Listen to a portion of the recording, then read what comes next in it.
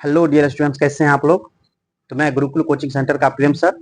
आज मैं आप लोगों को बताने जा रहा हूं आपके बोर्ड एग्जाम में मैथमेटिक्स में जो इंपॉर्टेंट क्वेश्चन रहेंगे वही सब क्वेश्चन मैं आप लोगों को आज बताऊंगा। तो ये क्वेश्चन मैं आपको चैप्टर वाइज बताने वाला हूं, किस चैप्टर से किस टाइप के प्रश्न आएंगे उसको आप एक बार आज देख लीजिएगा, जो कल आपको एग्जाम में उस टाइप के क्वेश्चन पूछे जा सकते हैं। तो सबसे पहले मैं आप लोगों को पहला चैप्टर है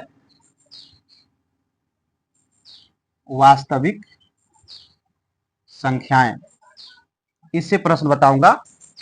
जैसे सबसे पहले तो आपको एक क्वेश्चन रहेगा,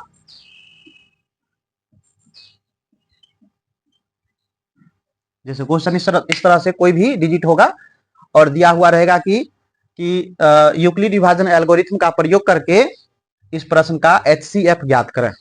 एक तो रहेगा ही प्रश्न। दूसरा क्वेश्चन रहेगा, जैसे ये ऑब्जेक्टिव फॉर्म में हो सकता है क्वेश्चन कि जैसे ये रहेगा, मान लीजिए क्वेश्चन दिया हुआ है 4096 रहेगा। इसका जब हम गुणनखंड करते हैं, अभाज्य गुणनखंड करते हैं, तो इसमें 2 का घात क्या होगा, इस टाइप का प्रश्न हो सकता है। तो इसका सबसे पहले जैसे होता है ना गुणनखंड करना, हम गुणनखंड करके इसको हम बनाएंगे और देखेंगे 2 कितनी बार आया है। जितनी बार 2 है उसके ऊपर में उतना पावर दे सकते। जैसे 2 5 बार अगर आया है तो 2 पर पावर 5, तो इस तरह से इसका घात हो गया, 2 का घात हो गया 5। इस तरह का क्वेश्चन आ सकता है आपको। उसके बाद जो है सो शांत और अशांत ऑब्जेक्टिव फॉर्म में क्वेश्चन रहेंगे आपका, जैसे 24/25। अब ये क्वेश्चन दिया हुआ रहेगा इस टाइप का और कहेगा तो बताइए कि इसका दशमलव प्रसार शांत होगा या अशांत। तो इस टाइप के प्रश्न को आपको देख लेना है अच्छी तरह से, शांत अशांत वाला प्रश्न हो सकता है। उसके बाद कोई भी संख्या जब दशमलव फॉर्म में हो और उसके ऊपर में कोई रेफरिंग दिया हुआ हो और इसे P/Q के रूप में लिखना है। जैसे संख्या रहेगा दिया हुआ और कहेगा इसको P/Q के रूप में लिखें, तो आपको इसको अच्छी तरह से प्रश्न देख लीजिए। इस टाइप का प्रश्न होगा, इसको आप घर पे प्रैक्टिस कर लीजिए अच्छी तरह से। उसके बाद जैसे एक क्वेश्चन होता ही है अपरिमेय संख्या, जो आपको शॉर्ट टाइप क्वेश्चन में लघुत्तरीय प्रश्न में पूछेंगे। जैसे √3 एक अपरिमेय संख्या है या दू जो √5 एक अपरिमेय संख्या, इस टाइप का क्वेश्चन एक होंगे आप, वो प्रत्येक वर्ष रहते हैं, इस वर्ष भी इस टाइप के प्रश्न रहेंगे। उसके बाद आ जाती है बात, हाँ, तो इसके बाद आ जाता है बहुपद से। तो ये हो गया वास्तविक संख्या में, ये सभी प्रश्न को आपको देख लेना है कि वास्तविक संख्या में किस तरह का प्रश्न आने वाले हैं। नेक्स्ट आ गया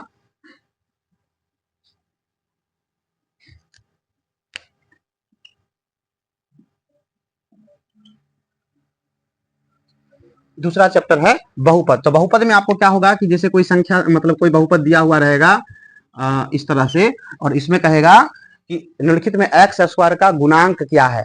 तो गुणांक जो रहेगा वो x² के ठीक पीछे वाली संख्या होगी। कभी कभी ऐसा प्रश्न भी दे देता है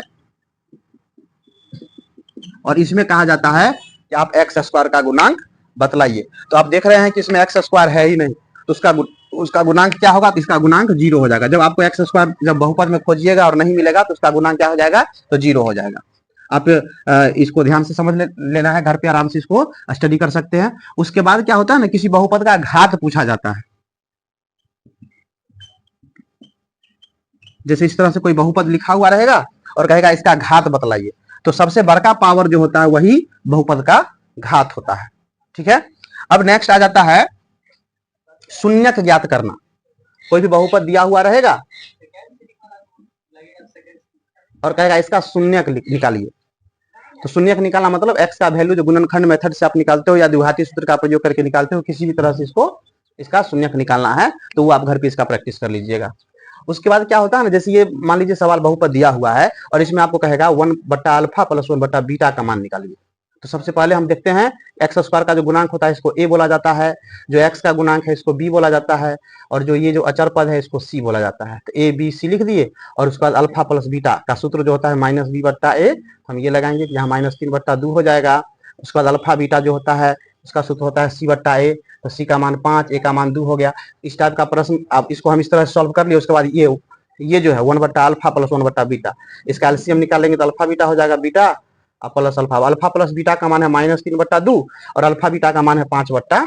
फिर इसको सॉल्व कर लेंगे 2 से 2 कैंसिल हो गया, -3/5। इस तरह से आपको एक सवाल जरूर होंगे जो बहुपद से रहेंगे।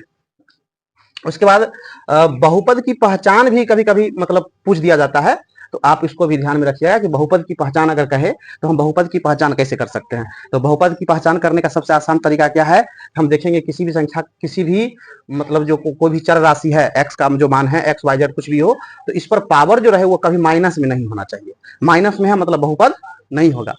पावर जो है इसका बट्टा में नहीं होना चाहिए, है ना। अगर पावर बट्टा में रहा तो वो भी आपका बहुपद नहीं होगा। उसके बाद जैसे कोई भी हम बहुपद लिख रहे हैं और ये जो चर मान है ये अगर बट्टा के नीचे रहे तब भी ये बहुपद नहीं होगा, है ना। ये अगर रूट में हो, जैसे x² + 3 √x + 5 हम लिखते हैं, तो क्या यह बहुपद है, तो ये भी बहुपद नहीं होगा। तो ये बहुपद नहीं होने की जो पहचान है कुछ आपको ध्यान में रखना होगा। इस हिसाब से ये आपको प्रश्न पूछता है, इसको आप अच्छी तरह से ध्यान में रख करके ही आप बहुपद ढूंढ पाइएगा कि बहुपद कौन सा है, कौन सा बहुपद नहीं है। उसके बाद कभी कभी पूछ देता है, और इस बार का भी इंपॉर्टेंट क्वेश्चन रहेगा, जैसे कोई दिया हुआ है सवाल 2x² + 4x + 8, मान लीजिए इस टाइप का क्वेश्चन दिया हुआ है, और इसमें कहेगा यहाँ पे जो है ना, सो आपको k दे दिया, kx + 8, और कहेगा इसका मूल जो होता है यह वास्तविक और बराबर है, तो k का मान निकालिए। तो मूल का मतलब यहाँ पर क्या हुआ, जो इसका x का जो वैल्यू है, ठीक है ना, इसी के बारे में बोला जाता है। इसके लिए शर्त होता है, जब एक d होता है, d का सूत्र होता है b² घटे 4ac, इसको विवेचक या विवेककर बोला जाता है ना। इसमें क्या है कि जो d का मान, यदि d का मान 0 के बराबर हो, d बराबर 0 हो जाए, तो यहाँ पर क्या होता है, इसका मूल जो होता है ये वास्तविक तथा समान होता है।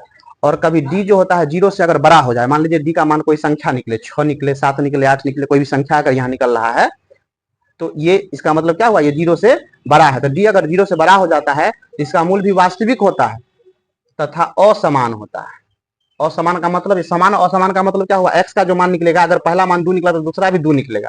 पहला मान अगर 1/2 निकला तो दूसरा मान भी 1/2 ही निकलेगा। लेकिन असमान में क्या होता है, एक अगर 1/2 निकला तो हो सकता है दूसरा 3/2, यानी मूल तो निकलेगा ही, मूल तो वास्तविक होगा, लेकिन असमान होगा। और एक कंडीशन होता है, तीसरा कंडीशन, जब d 0 से छोटा हो जाए। ये कब होता है, जब d का मान यहाँ आपको माइनस में प्राप्त होगा, तब इसका मतलब क्या हुआ, d 0 से छोटा हो गया। और इस स्थिति में क्या होता है, तो मूल इसका निकलता ही नहीं है, मूल अवास्तविक हो जाता है, इसका अवास्तविक मूल प्राप्त होता है। तो ये 100% ये क्वेश्चन परीक्षा में रहेगा। आप इसको एक बार अच्छी तरह से घर पे प्रैक्टिस कर लीजिए, आज समय है आपको प्रैक्टिस करने का। अब आ जाते हैं हम लोग दो चर वाले रैखिक समीकरण।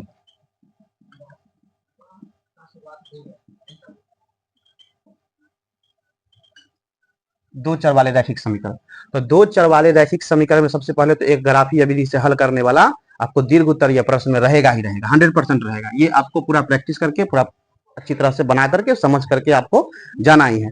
जैसे क्वेश्चन रहा,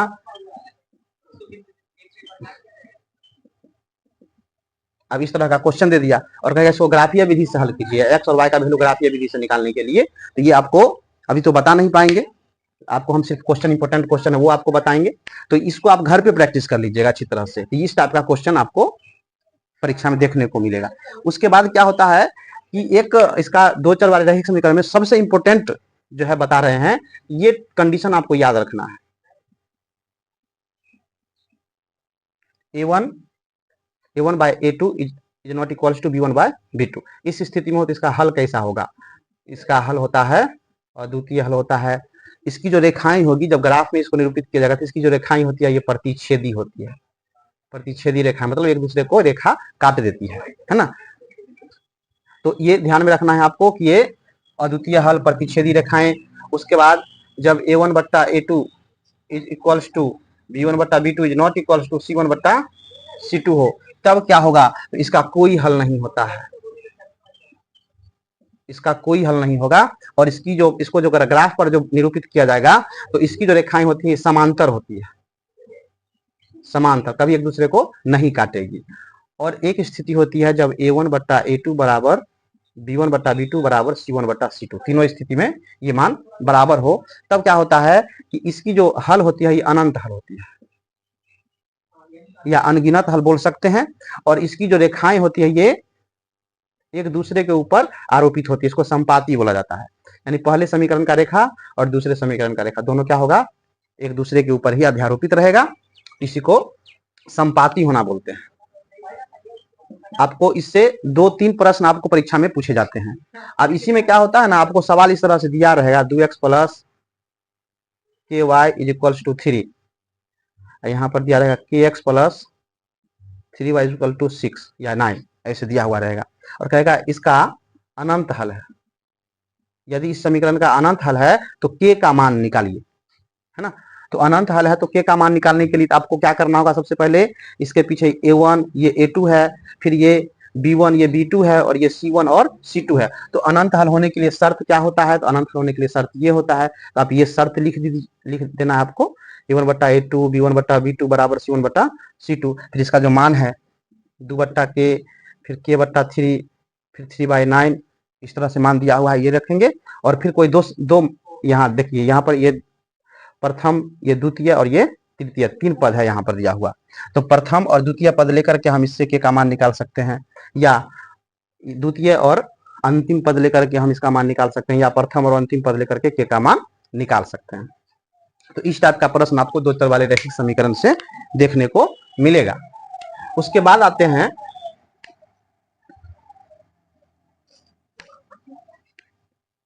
निर्देशांक ज्यामिति या नियामक ज्यामिति। नियामक ज्यामिति से तो इससे तो 2 क्वेश्चन आपको यहाँ ग्राफ से ही मिल जाएंगे। बस ये आपको ग्राफ ध्यान में रखना है, पहला के लिए प्लस प्लस होता है, दूसरा के लिए माइनस प्लस होता है, तीसरा के लिए माइनस माइनस और चौथा के लिए प्लस माइनस होता है। ये आपको ध्यान में रखना पड़ेगा। और अब आपसे जैसे पूछ दिया कि जैसे 3, 5 किस चतुर्थांश में स्थित है, तो आपको ध्यान रखना होगा ये 3 भी प्लस में है और 5 भी प्लस में है, दोनों प्लस में है। प्लस प्लस वाला कहाँ है, तो आपको यहाँ मिला, तो इसको प्रथम बोलते हैं, ये द्वितीय चतुर्थांश है, ये तृतीय है और ये चतुर्थ है। पूरा ध्यान में रखना है, ये दोनों प्लस प्लस में है तो ये प्रथम चतुर्थांश में होगा। अगर इसी में क्या हुआ, अगर माइनस दे दिया यहाँ पर, है ना, और अब आपसे पूछे कि ये कौन सा चतुर्थांश में, तो देख रहे हैं यहाँ पर पहले माइनस है और दूसरा प्लस है, तो पहले माइनस दूसरा प्लस है, तो ये द्वितीय चतुर्थांश का हिस्सा हुआ, है ना, ये द्वितीय चतुर्थांश में स्थित है। इसी तरह का कोई भी संख्या दे देगा और आपसे पूछेगा ये कहाँ स्थित है, तो देख रहे हैं दोनों में माइनस माइनस लगा हुआ है, तो ये तृतीय चतुर्थांश का हिस्सा है ना, तृतीय चतुर्थांश में स्थित है। हाँ, कभी कभी देखने को मिलता है, जैसे ये दे देगा 0 0 0 0 कहाँ स्थित है, तो ये 0 0 क्या है, मूल बिंदु है ना, तो ये मूल बिंदु पे स्थित होगा यहाँ पे। उसके बाद कभी दे दिया आपको जैसे 0 3, ये कहाँ स्थित है, तो हम जानते हैं ये पहला मान x होता है और दूसरा मान y होता है। पहला मान x मतलब x तो 0 हो गया, तो बचा क्या, सिर्फ y का मान बचा हुआ है। इसका मतलब ये कहाँ स्थित होगा, तो y अक्ष पर होगा। ये कहाँ स्थित है, y अक्ष पर। और इसी में अगर ऐसे रहता दिया हुआ 3 0, है ना, तो इसमें y का मान 0 है, मतलब y खत्म हो गया, सिर्फ क्या बचा है, तो सिर्फ बचा हुआ है x। ये कहाँ स्थित होगा, तो x अक्ष पर स्थित होगा। ये आपको निर्देशांक ज्यामिति से रहेगा। उसके बाद निर्देशांक ज्यामिति में आपको दूरी सूत्र ध्यान में रखना होगा, दूरी सूत्र निकालना, है ना। सूत्र होता है x2 माइनस x1 का square plus y2 minus y1 का। इस टाइप का प्रश्न रहेगा ही रहेगा, परीक्षा में 100% रहता है, ये सब क्वेश्चन रहेगा। उसके बाद जैसे मूल बिंदु से दूरी निकालना, x plus y x square plus y square, ये जो सूत्र होता है ना, मूल बिंदु से दूरी निकालना। अनुपात वाला रहेगा सवाल, m1 अनुपात m2 वाला जो क्वेश्चन होता है ना। अब जैसे कोई बिंदु है यहाँ 0 1 और यहाँ कोई बिंदु है 2 3, और इसको जो है 3:2 में विभाजित किया गया है, तो ये जहां पर जिस बिंदु से इसको विभाजित किया गया इसका निर्देशांक आपको पूछेगा, है ना। सूत्र होता है m1 x2 plus m2 x1 बट्टा m1 plus m2 m1 y2 plus m2 plus y1 m2 y1, ये सूत्र होता है। हम लिख देते हैं m1 x2 plus m2 x1 बट्टा m1 प्लस m2, और फिर m1 y2 plus m2 y1 बट्टा m1 प्लस m2, ये सूत्र होता है। इसका प्रयोग करके हम इसका निर्देशांक निकाल सकते हैं। तो जनरली आपको निर्देशांक ज्यामिति से ये सभी प्रश्न देखने को मिलेगा, यही सब प्रश्न आएंगे। उसके बाद आ सकते हैं जैसे त्रिभुज का क्षेत्रफल निकालना है। हालांकि सिलेबस से इस बार स्किप कर दिया गया है इसको, लेकिन हो सकता है कि परीक्षा में दे दे त्रिभुज का क्षेत्रफल निकालना। ABC, यहाँ पे निर्देशांक बिंदु A का रहेगा 1 2, B का रहेगा 3 4, C का रहेगा -3 2, हो सकता है इस टाइप का क्वेश्चन दे दे और इसका क्षेत्रफल निकालने को कहा जाता है। त्रिभुज का क्षेत्रफल निकालने का सूत्र आप लोगों को जो बताया गया होगा, आप लोग जो पढ़े होंगे वो सूत्र याद रखिएगा, 1/2 into x1 into y2 minus y3 plus x2 into y3 minus y1 plus x3 into y1 minus y2। तो ये सूत्र होता है त्रिभुज का क्षेत्रफल निकालने का। उसके बाद क्वेश्चन रहता है कि बिंदु अगर संरेखी है तब कैसे निकालते हैं। तो बिंदु संरेखी है तो त्रिभुज का क्षेत्रफल वाला ही सूत्र लगता है, वो सूत्र लगाइएगा तो उसमें आपको मान आ जाएगा। बिंदु संरेखी है ये सिद्ध हो जाएगा। तो बिंदु संरेखी होने वाला आपसे ज्यादातर पूछा जाता है परीक्षा में, वो पूछ सकता है। तो ये सभी प्रश्न आपको ध्यान में रखना होगा कि इस टाइप का प्रश्न अक्सर परीक्षा में पूछा जाता है और इस वर्ष भी आपको परीक्षा में पूछा जाएगा। चलिए अब आगे आते हैं। कुछ क्वेश्चंस ऐसे हैं जो मैं आपको बताना चाह रहा हूं कि आपको बनाने का जरूरत नहीं, वो ट्रिक्स पे काम करेगा। जैसे मान लीजिए समरूप त्रिभुज, ये आपको त्रिभुज चैप्टर से मिलेगा, जियोमेट्री का है। तो इसमें क्या होगा, आपको ये एक प्रकार से प्रमेय होता है समरूप त्रिभुज। मान लीजिए एबीसी, त्रिभुज एबीसी का क्षेत्रफल बटा त्रिभुज पी क्यू आर का क्षेत्रफल, इसका अनुपात दिया हुआ है 4:9, 4:9 दिया हुआ है। तो क्या पूछेगा कि इस तो ए बी बट्टा पी क्यू का मान क्या होगा। तो हमेशा याद रखना है कि अगर क्षेत्रफल का अनुपात दिया हुआ है और भुजा का अनुपात पूछ रहा है तो क्षेत्रफल से भुजा क्या होगा, छोटा होगा। तो इसका वर्गमूल कर देना है, ट्रिक से इसका वर्गमूल कर देंगे तो ये हो जाएगा 4 का वर्गमूल 2 और 9 का वर्गमूल 3। तो उत्तर हम ऑप्शन में देखेंगे 2:3 जरूर होगा, उसको हम टिक आउट करेंगे। कभी कभी क्या होता है कि भुजा का अनुपात दे देगा, जैसे भुजा का अनुपात 4:7 दे दिया मान लीजिए। समरूप त्रिभुज के भुजाओं का अनुपात 4:7 है तो उसके क्षेत्रफल का अनुपात पूछेगा। तो भुजा छोटा मान है, अब हमको क्षेत्रफल का अनुपात निकालना है तो इसको बड़ा करना पड़ेगा। जैसे छोटा करने के लिए वर्गमूल किए हैं तो बड़ा करने के लिए वर्ग करेंगे। तो 4 का वर्ग हो जाएगा 16 और 7 का वर्ग हो जाएगा 49। तो हमारा आंसर क्या हो गया, 16:49।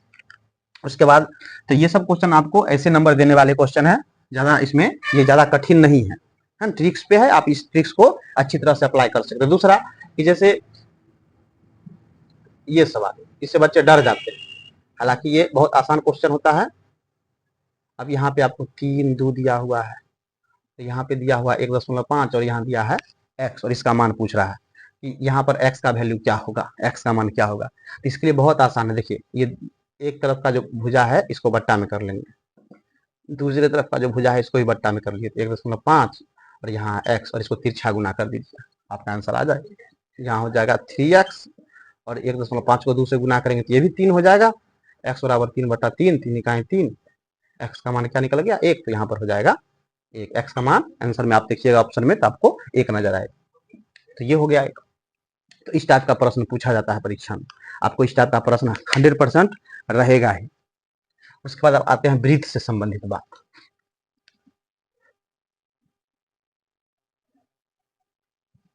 अब देखिए वृत्त, तो वृत्त से संबंधित में क्या रहेगा, आपको कहेगा एक वृत्त है ना। और वृत्त, पहले तो वृत्त के बारे में कुछ जान लीजिए कि वृत्त जो होता है, वृत्त में कहेगा कितनी त्रिज्याएं होती है। तो वृत्त में अनगिनत त्रिज्या होता है, बहुत सारा त्रिज्या होता है वृत्त में, है ना।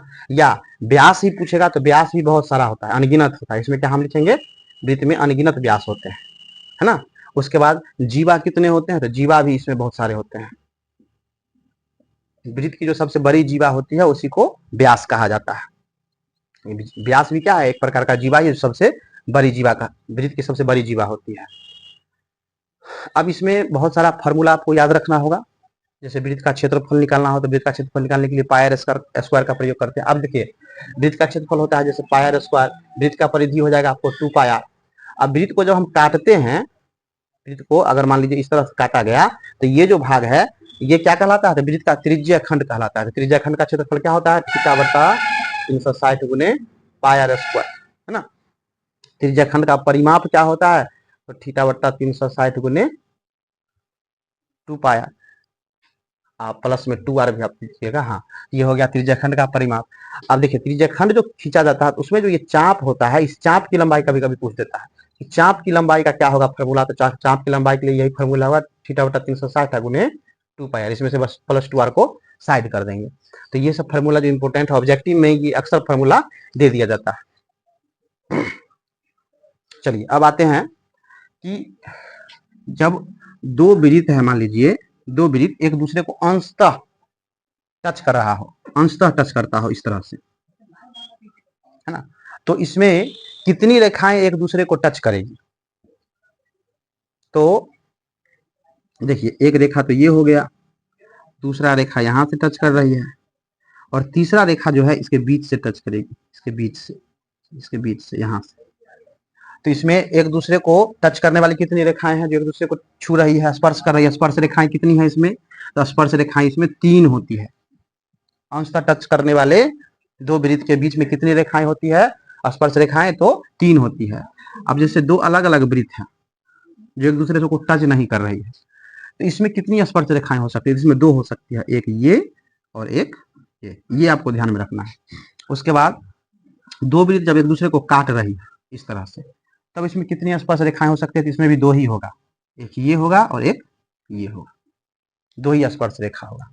तो एक ही कंडीशन में 3 स्पर्श रेखाएं होती है जब अंशतः टच करे। तो अब आ जाते हैं, कोई वृत्त है और वृत्त के बाहरी बिंदु से वृत्त पर स्पर्श रेखाएं खींची जाती है। तो वृत्त के बाहरी बिंदु से, एक बिंदु से वृत्त पर कितनी स्पर्श रेखाएं खींची जा सकती है? तो 2। बाहरी बिंदु से वृत्त पर कितनी स्पर्श रेखाएं खींची जा सकती है? तो 2। एक बिंदु से कितनी स्पर्श रेखा? तो 2 खींच सकते हैं।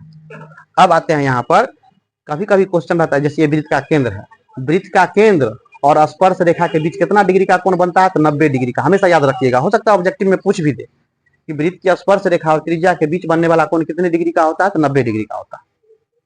जैसे ये त्रिज्या है और ये स्पर्श रेखा, इसके बीच 90 डिग्री का कोण बनता है हमेशा। यहाँ 90 डिग्री है, यहाँ भी 90 डिग्री बनता है। अब कभी कभी क्या होगा, आपको प्रश्न दे देगा यहाँ पर 60 डिग्री है, तो बताइए यहाँ पर कितने डिग्री होगा? तो ध्यान देना है आपको। देखिए अगर 3 को कोना होता है ना, तो 3 कोना का योगफल 180 डिग्री होता है और 4 कोना का योगफल 360 डिग्री। अब यहाँ पर देखिए क्या कोना है, एक कोना यहाँ है, वो यहाँ है, एक यहाँ है और एक 4 को कोना हुआ, तो इसका कितने हुआ टोटल कोनों का मान? कोनों का योगफल 360 डिग्री हुआ।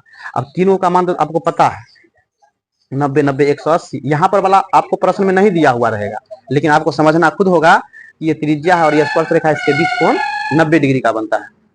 तो यहाँ 90 और 90 180 और 180 और 60 को जोड़ देना है तो 240 हो जाएगा। 240 को 360 में से घटा लीजिए तो 0 6 में रहेगा तो 3 120 आया। तो यहाँ पर कितने डिग्री का कोण बना? तो 120 डिग्री का कोण बना। ये प्रश्न रहता है, ये सब आपको फ्री में नंबर देने वाले प्रश्न होते हैं। ज्यादा जो है इसमें ज्यादा दिमाग लगाने की जरूरत नहीं होती है और आसानी से बन जाती है। तो ये आपको हो गया वृत्त से संबंधित क्षेत्रफल वाला में, या वृत्त का हो गया। उसके बाद जो है, अब आ जाते हैं हम लोग, मेन टॉपिक है त्रिकोणमिति। त्रिकोणमिति, इसमें सबसे पहले तो आपको कोण का मान हमेशा याद रखना होगा। परीक्षा में बहुत सारे होते हैं सवाल, ऑब्जेक्टिव क्वेश्चन होते हैं, जिसमें आपसे पूछ दिया जाएगा न्यूमेरिकल में 33 डिग्री का मान है, 4 ऑप्शन दिया हुआ रहेगा। आप मान याद रखोगे तभी आप इसका ऑप्शन में आप आंसर चयन कर सकते हो। कभी कभी रहता है क्वेश्चन दिया हुआ जैसे 33 डिग्री प्लस cos 60 डिग्री का मान निकालिए, तो इस तरह का आपको सवाल दिया रहेगा, तो आपका कोण का मान याद है तो ये हो जाएगा। उसके बाद जो त्रिकोणमिति का जो प्रमुख सूत्र है sin square theta plus cos square theta बराबर 1, है ना, ये सब टाइप का जो क्वेश्चन है, ये फॉर्मूला है, वो सब आपको याद रखना पड़ेगा। एक बार वो सभी फॉर्मूला परीक्षा देने से पहले आप लोगों को देख लेना है। एक क्वेश्चन इसमें ज्यादातर कभी कभी पूछा जाता है, जैसे रहेगा दिया हुआ साइन 20 डिग्री बट्टा cos 70 डिग्री, इसका मान क्या होगा? इसमें ज्यादा दिमाग लगाने की जरूरत नहीं, बस आपको ये दोनों को देख लेना है कि जोड़ने पर 90 आ रहा है या नहीं। यहाँ 70 है और यहाँ 20 है, जोड़ने पे 90 आ रहा है, इसका मान हो जाएगा हमेशा के लिए 1। हाँ, आपको कोई सूत्र याद रखने की जरूरत नहीं है, ये सूत्र क्या है, क्या क्यों हुआ, कैसे हुआ, क्योंकि ऑब्जेक्टिव फॉर्म में इसका आंसर आपको 1 होगा। इसी में कभी कभी दे देता है इस तरह से, साइन 20 डिग्री बटा cos 70 degree plus tan 40 degree बट्टा cot 50 डिग्री, इसका मान क्या होगा? तो आपको हम पहले ही बता चुके हैं, इसका मान 1 है और इसका मान 1 है, तो 1 और 1 को जोड़ दिए हैं तो 2 हो गया। अगर घटाव का चिन्ह रहता तो घट जाता 1 और 1, तो आंसर हो जाता 0। तो ये आपको एकदम फ्री में नंबर मिलेगा ये सब क्वेश्चन में।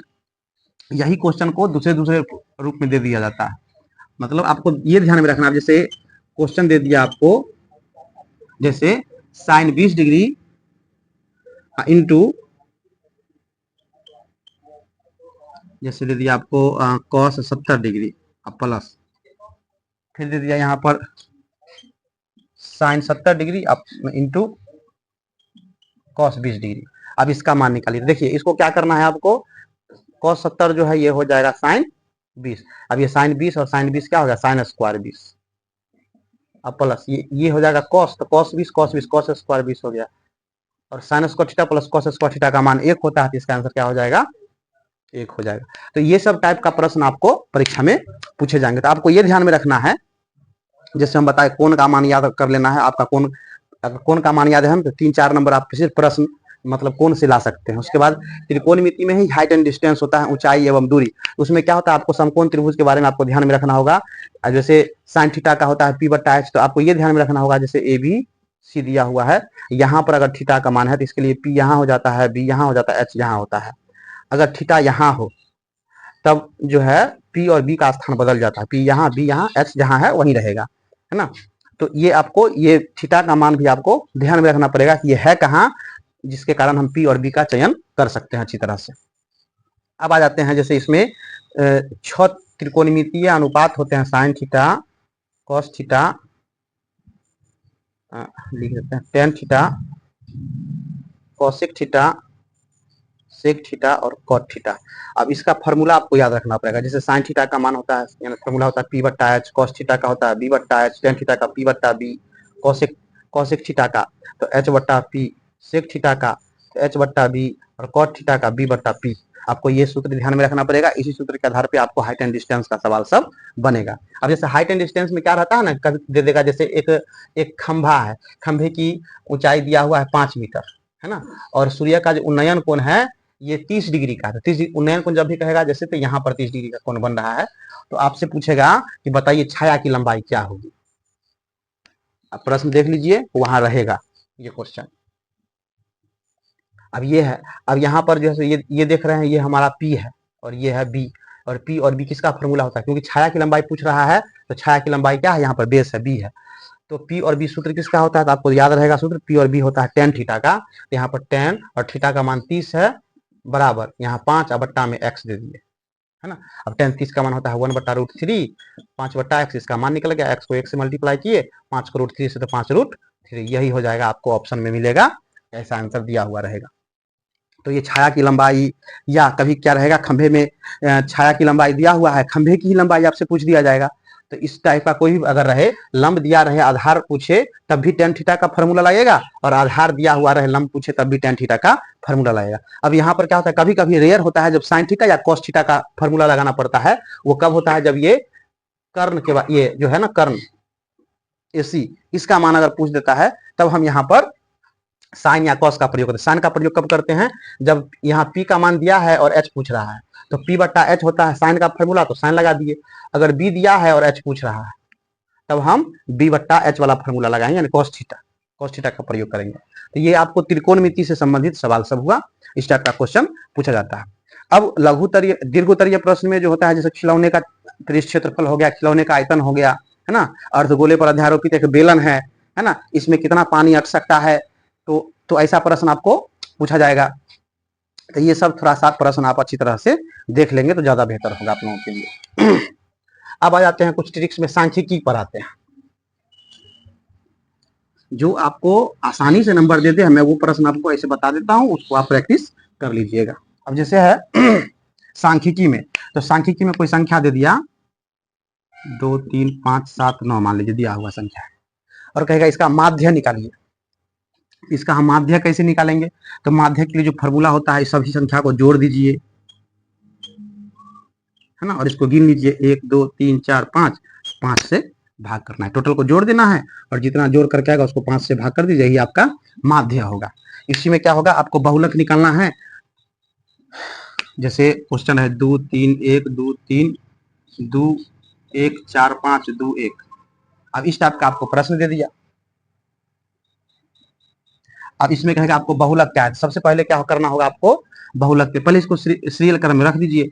एक पहले 3 बार आया है तो 1 1 1 लिख दिए। उसके बाद 2 देखिए 1 2 3, 4 बार आया है तो 1 2 3, 4 बार 2 लिख देते हैं। उसके बाद 3 कितना बार आया है, 2 बार आया है तो यहाँ 2 बार 3 लिख देते हैं। 4 कितना बार आया है, तो 1 बार आया है और 5 आया है। अब इसमें देखिए सबसे ज्यादा बेर जो आया है वही वो क्या होता है, क्वेश्चन का बहुलक होता है। ये जो प्रश्न आपको दिया इसका बहुलक क्या होगा, इसमें बहुलक क्या होगा, सबसे अधिक बार आने वाली संख्या जो होती है वही बहुलक होती है। तो यहाँ पर ये दो जो होगा वो हमारा आंसर हो जाएगा। इसी में एक तो माध्य हो गया, एक माध्यक हो। अब माध्यक देखिए, बहुलक तो हो गया, माध्यक, तो माध्यक निकालने को कहा जाएगा। तो इसको पहले काउंट कर लेंगे, पहले सीरियल क्रम में इसको रख लेना जरूरी है। ये रख लिए, अब इसको हम क्या करेंगे, काउंट करेंगे। 1 2 3 4 5 6 7 8 9 10 11 11 है तो इधर से 5 देख लीजिए, 1 2 3 4 5, इधर से 1 2 3 4 5, जो बीच में आया, बीच में क्या बच गया, 2, तो यही हमारा माध्यक भी होगा 2। कभी कभी क्या होता है किसी रेयर केस में,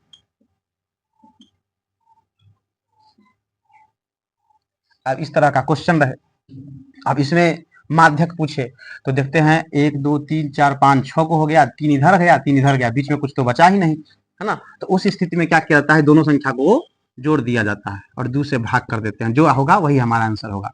अब 7 5 हो गया 12/2 और 2 छक 12, इसका माध्यक क्या हो गया, 6 हो गया। ठीक है, तो इस टाइप का प्रश्न आपको पूछे जाएंगे। हालांकि आपको माध्य निकालने का जो फॉर्मूला होता है, माध्यक निकालने का जो फॉर्मूला होता है और बहुलक निकालने का जो फॉर्मूला होता है वो आप याद कर लीजिएगा, परीक्षा में फॉर्मूला भी पूछ देता है। चलिए, तो ये हो गया आपको सांख्यिकी से। उसके बाद आते हैं प्रायिकता से सवाल होता है। तो सबसे पहले जान लीजिए, जो निश्चित घटना होती है, निश्चित घटना, उसकी प्रायिकता 1 होती है। निश्चित घटना की जो प्रायिकता होती है वो 1 होती है। अनिश्चित या असंभव घटना की प्रायिकता जो होगी वो 0 होगी। वो परीक्षा में पूछता है ना। और किसी भी घटना की जो प्रायिकता हम लोग निकालते हैं तो वह क्या होता है, 0 प्रायिकता जो होती है, यह एक फॉर्मूला भी है।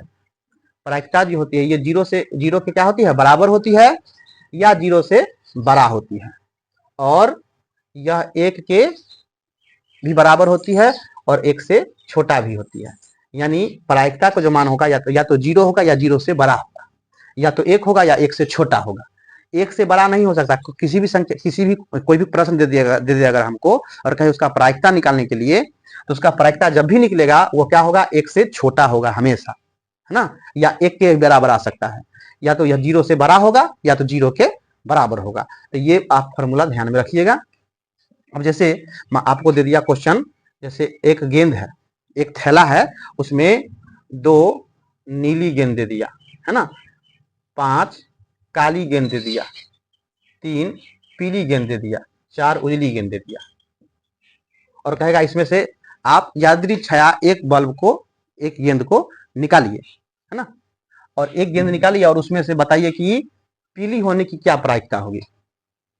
प्रश्न ये रहेगा, पीली होने की प्रायिकता क्या थी। तो पीली होने के सबसे पहले क्या करना पड़ेगा, जो पूछ रहा है उसको हम ऊपर में रखेंगे और टोटल गेंद को जोड़ लेंगे, उसकी संख्या को नीचे रख देंगे। तो 4 3 7 7 5 12, 12 और 2 14, यही हमारा आंसर हो गया।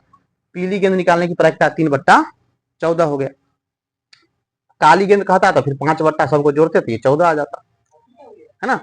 नीली गेंद कहता तो 2। अब इसी में कहता कि हरी गेंद होने की प्रायिकता क्या था। तो आप देखिए हरी है क्या, इसमें हरी है तो हरी है ही नहीं इसमें। तो जब हरी है ही नहीं तो हरी निकालना संभव है, तो संभव नहीं है मतलब असंभव है, और असंभव घटना की प्रायिकता क्या होती है, 0। तो इसमें हरी गेंद की प्रायिकता क्या हो जाएगी, 0 हो जाएगी, है ना।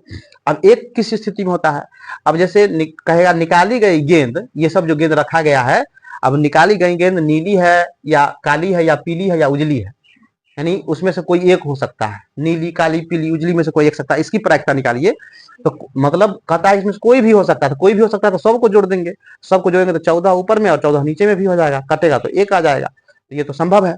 निश्चित घटना की प्रायिकता हो गई यहाँ पर 1 और अनिश्चित घटना की प्रायिकता हो गई 0। एक प्रश्न अक्सर दे देता है कि जैसे कहेगा किसी घटना की प्रायिकता, किसी घटना के घटित होने की प्रायिकता 0.3 है, तो उस घटना के घटित नहीं होने की प्रायिकता क्या होगी। तो बहुत आसान है। अब देखिए, नहीं होने की दिया रहे और होने की पूछे, या होने की दिया हुआ रहे नहीं होने की पूछे, तो उसके लिए एक फॉर्मूला होता है, एक में से जो भी दिया हुआ रहेगा उसको घटा देना है। अभी जैसे अभी नहीं होने की प्रायिकता पूछ रहा है, नहीं होने की प्रायिकता, तो इसके लिए क्या करना है, एक में से इसको हमको घटा देना है। एक में से घटाएंगे तो 0.7 हमारा आंसर हो जाएगा। अगर नहीं होने की प्रायिकता दिया हुआ है, 0.6 और होने की प्रायिकता पूछ रहा है, तो फिर भी इसको एक में से ही घटाएंगे, ये हो जाएगा 0.4। तो इतना जो हम आपको बताए, इसमें से अगर प्रश्न आप अच्छी तरह से अगर आज रात्रि में अगर पढ़ लेते हैं, समझ लेते हैं, तो आप परीक्षा में जाओगे तो आपको एक एक प्रश्न जाना पहचाना सा मिलेगा कि सही में ये सही प्रश्न को बताया जा चुका था। आप आज पढ़ लीजिएगा, कल अच्छे नंबर से आप पास होइएगा। धन्यवाद।